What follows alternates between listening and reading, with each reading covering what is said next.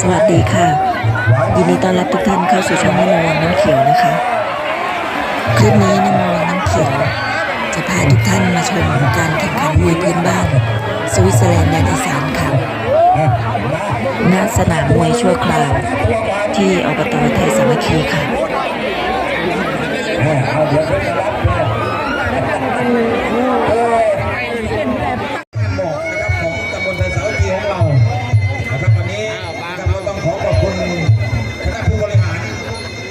นำโดยท่านนายกประกอบสิริวงศ์เทาสะอาดและคณะผู้บริหารนะครับทุกท่านนะครับที่มอบความสุขความสำราญนะครับให้กับมิตรรักแฟนบัตรเมืองได้ชมกันเป็นค่ำคืนที่2ของงานแดงนะครับความเพชรขาดนั่นเองเดินกันมา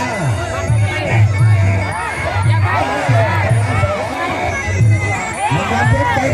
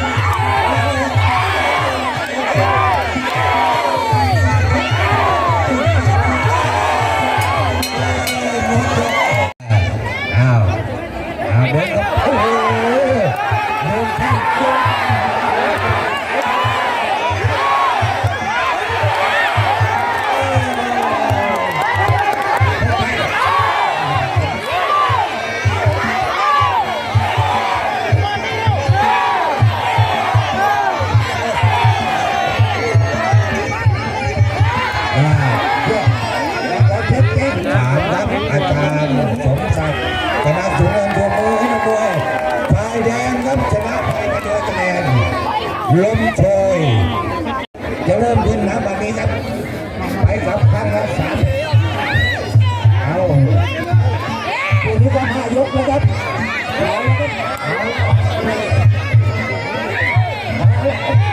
ตีกันไปตีกันไปตีกันไปเอาทางด้านชนะโชคเดินเข้าหาครับชนะโชคเตะระยะเดียว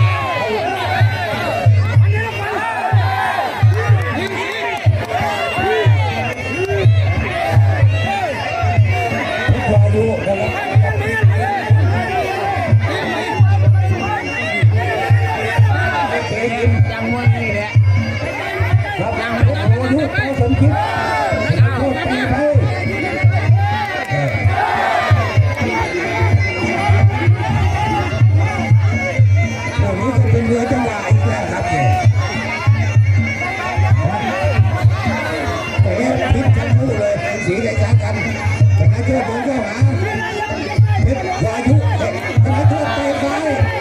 เตะขวาครับเตะซ้ายเตะพลิกอีก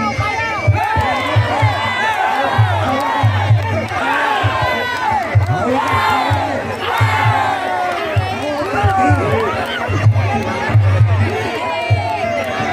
เพชรวายุเล่นไป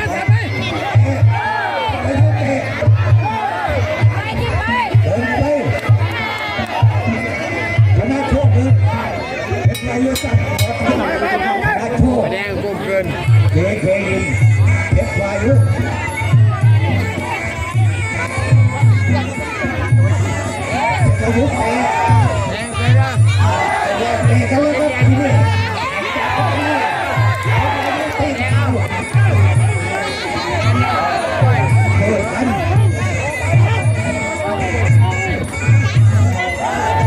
ยังไม่ถึงชนะโชค มาแม่เลย เพชรวายุไปเดินกันไปชนะโชคต่อเวทีพ่อบ้า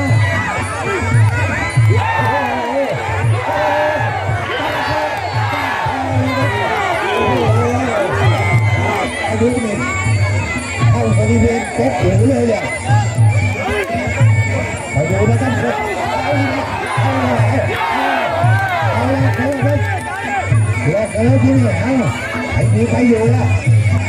เดินไปเลย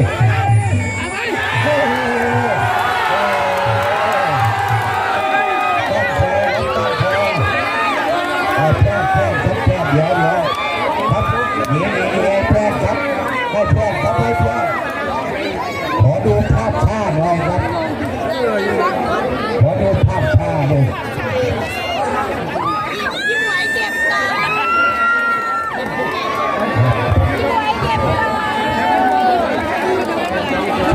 ว่าเด็กวายุไปสมคิดชนะน็อกในการเตะและเป็นการคอของ หลายรอบแล้ว กลางยกที่สองครับมา เอาเยอะสูง วันนี้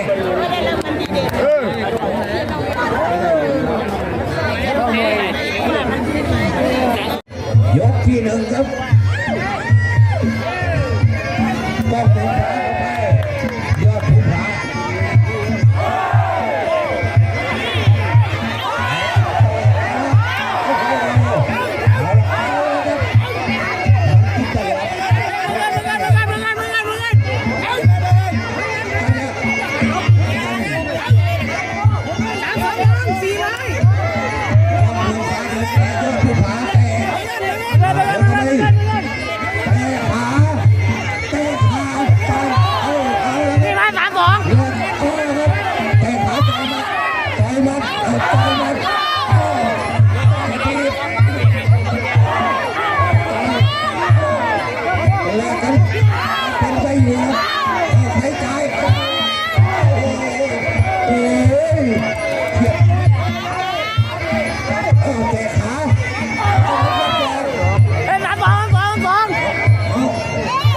เพียงนั้นยอดภูผาตียอดภูผาตียอดภูผาตียอดภูผาตีตีนายระวังนะ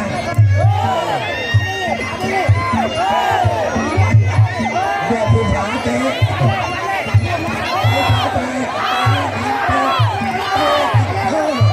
ไม่เป็นไร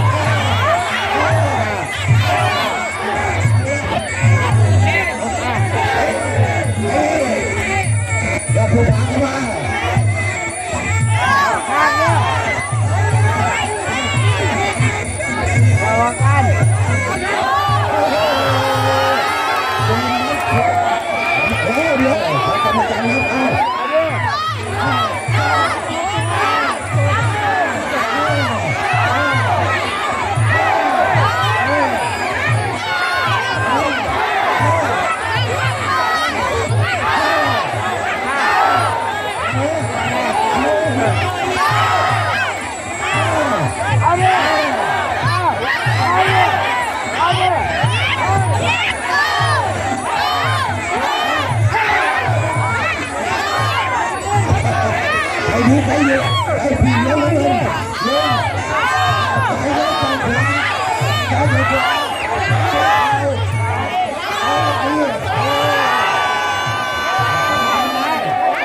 ไปขวา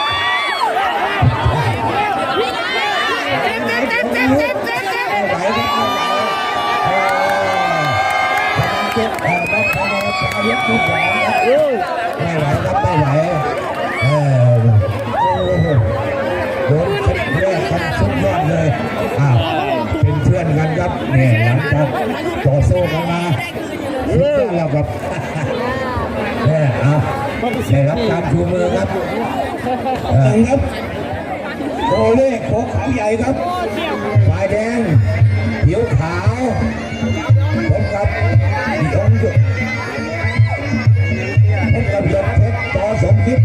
มีไหมน้ำเงินมีไหมยกเพชรทีไหมมีไหมน้ำเงินเอามาโอเล่ยังหาทางเราไม่ได้ดูไม่ได้ก็ต่อรองมาเลยไงสมมติผมต่อ50ต่อที่ก่อนยกเพชรทีมได้เอา50สำหรับจอยกเพชรทีมเอาชื่อรอยโอเคผมเอาเงินต่อนะโอเล่ทีมโอ้ยกเพชรแทงสูงหมายท่านพอเลยนะชื่อรอยนะเอาเลยจับกันไม่ใช่เบอร์ไม่ใช่เบอร์แน่นอนเจ็บไปยกเพชรทีมไว้ยกเพชรทีมโอเล่เดินเข้ามายกเพชรเย็บยกเพชรเตะยกเพชรทีมเอาไอ้เตะยกเพชรเตะเจ็บไงแต่กันเอาแต่กันเลยเ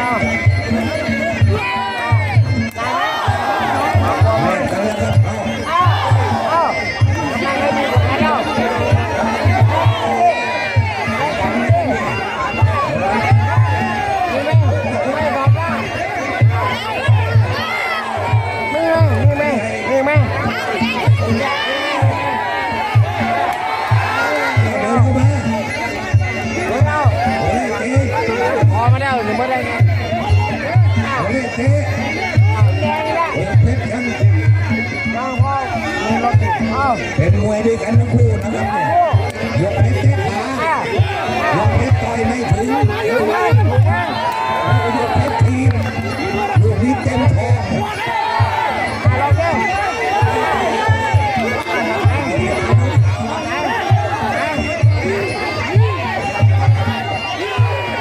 ยกเพชรครับคู่นี้จุดจับตาดูดีๆหนักแรงด้วยกันทั้งคู่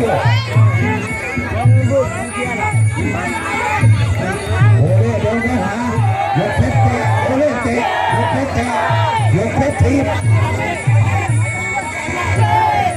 ยกเพชรเตะเอาไปเดินเข้าไปโอเล่ยกเพชรโอเล่ยกที่2ครับทีบไปยกเพชรยกไป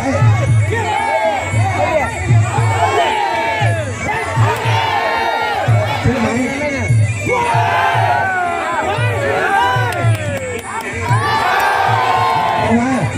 ลงมาโอ้ยเดินเข้าหาแล้วครับโอ้ยเตะขึ้นมาขึ้นมายังไม่ใจไม่เตะโอเล่จะเตะยังไม่ถึงเอาแล้วครับมาเอา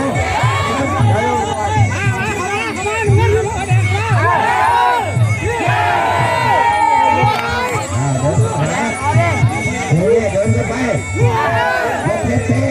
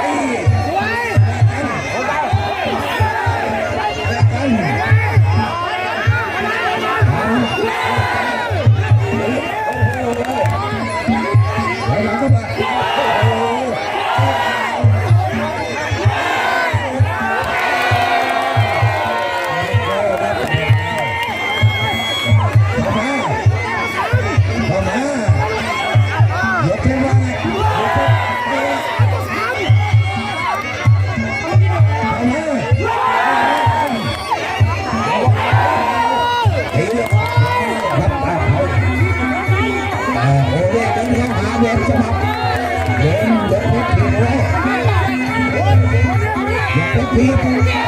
ตามจากแรกกัน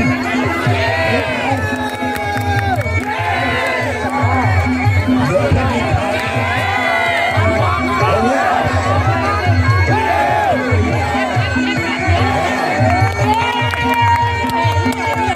โอ้ย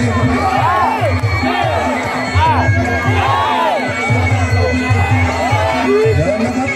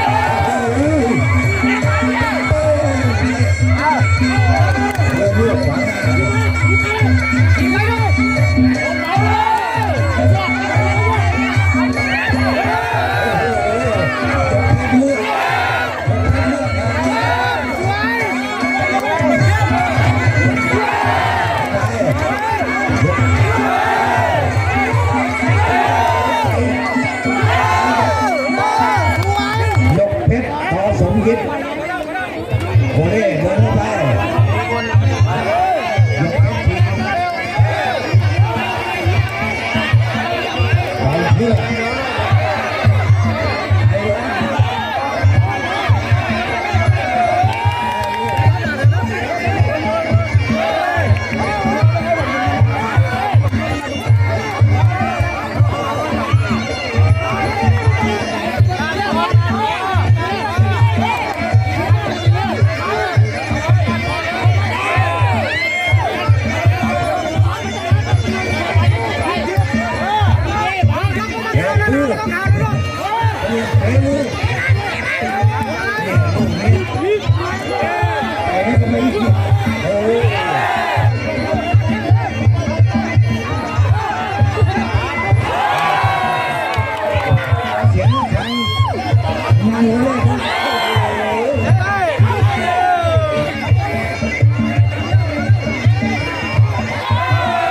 โอ้ยทำอะไรไม่เป็นเลย